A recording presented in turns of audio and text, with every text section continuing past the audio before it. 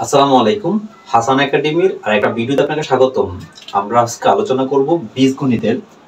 এখানে বীজগণিতের প্রায় 8টা প্রশ্ন লিখেছেন, আর আপনি যদি এই 8টা প্রশ্নই একদম কোনো প্রকার মুখস্থ ছাড়াই নিজে বুঝে বুঝে সমাধান করতে পারেন আর আমাদের সম্পূর্ণ ভিডিও দেখে সলভ করতে পারেন, তাহলে আপনি হয়ে যাবেন বীজগণিতের একেবারে বস।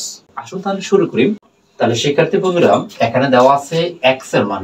তাহলে আমরা বের করব, আমরা এখানে কি বের করব? 1/x এর মান বের করব। তাহলে x এর মানটা দিয়ে 1/x এর মানটা কিভাবে বের করবেন আপনি যদি একটু খেয়াল করেন, তাহলে আপনাকে 1/x এর মান লিখে নিলাম। তাহলে উপরে কি আছে? উপরে আছে 1 আর নিচে x। x বলতে x এর মানটা কত আছে? √5 প্লাস হচ্ছে √4। এখন প্রশ্ন, এটা কি 1/x এর মান? না, আপনাকে একটু কাজ করে 1/x এর মানটা বের করতে হবে। তাহলে একটু খেয়াল করেন কিভাবে বের করবেন। উপরে 1 ঠিকই থাকবে, তার মানে কি হবে? √5 প্লাস হচ্ছে √4 ব্র্যাকেট দিয়ে দিবেন। এবার আপনি ব্র্যাকেট দিয়ে দেখবেন ব্র্যাকেটের মাঝখানে চিহ্ন কি আছে? প্লাস। তার মানে প্লাসে দিবেন কি হবে? মাইনাস। তাহলে আপনি মাইনাস দিয়ে উপরে এবং নিচে দিকে বসাবেন। তার মানে √5 মাইনাস √4, আবার নিচে দিবেন √5 মাইনাস হচ্ছে √4। হ্যাঁ, ওকে। এবার আপনি কি করবেন? গুণ করবেন। আমাদের এখানে কাজ হলো গুণের পালা। কিভাবে গুণ করবেন দেখেন, এখানে 1 এর মাঝখানে গুণন, এখানে 2 ব্র্যাকেটের মাঝখানে বোঝায় গুণ। শিক্ষার্থী বন্ধুরা, তাহলে আমরা এবার যদি গুণ করি, তাহলে এক দ্বারা এটা গুণ করলে হবে √5 মাইনাস কি হবে? √4। এবার দেখেন নিচেটা গুণ করার একটা সহজ টেকনিক।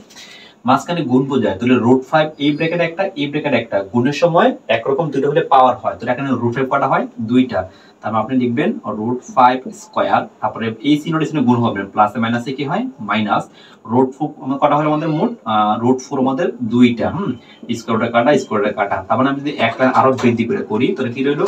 5 মাইনাস 4, আর এখানে থাকে √5 মাইনাস √4। এবার আমরা বিয়োগ করব। 5 থেকে 4 বিয়োগ করলে হয় 1, নিচের এক লেখা লাগে না, তাহলে উপরটা কি আছে এখানে?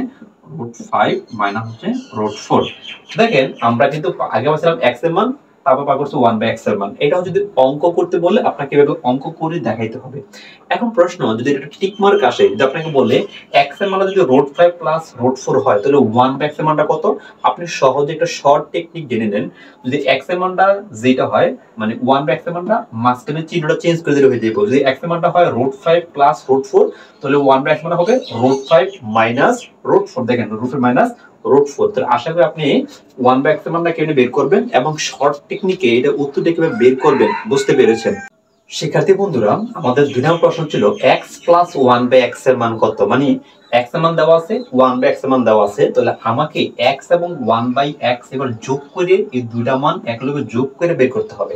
তাহলে আপনি এই দুইটা মান কিভাবে একলগে যোগ করবেন সেই টেকনিকটা দেখাচ্ছি ইনশাআল্লাহ। দেখেন প্রথম আছে x বলতে এখানে কি আসছে?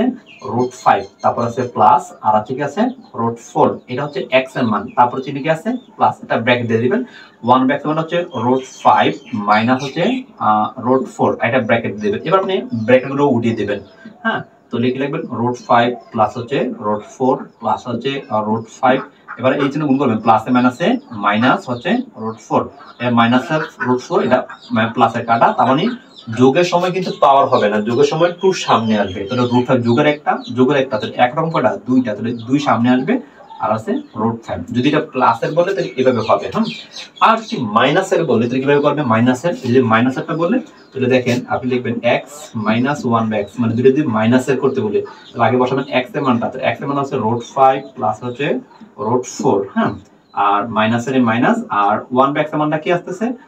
আপনি লিখে নেবেন √5 মাইনাস আছে √4। এবার আপনি ব্র্যাকেটে উঠে দিবেন। হ্যাঁ, √5 প্লাস হচ্ছে √4 মাইনাস হচ্ছে √5। এবার এটা গুণ হবে, মাইনাসে মাইনাসে কি হবে? প্লাস, তারপরে কি হবে? √4। এবার দেখেন কাটাকাটি কোনটা যায়? এই মাইনাসের √5 প্লাসের √5 কাটা। তার মানে দেখেন √4 যোগের এবং যোগের, তাহলে যোগের কয়টা? দুইটা, তার মানে 2√4।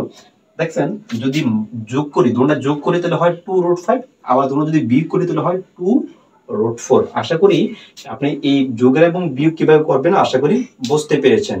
শিক্ষার্থী বন্ধুরা, আমরা এই মুহূর্তে আলোচনা করব, দেখেন 3 নাম্বার একটা বলা আছে x প্লাস 1/x এর মান 2, মানে প্লাস এর মানটা 2 করলে মাইনাস এর মানটা কত? আমরা তো ইতিমধ্যে একটা নিয়ম জানছিলাম, এটা হলো আরেকটা নিয়ম।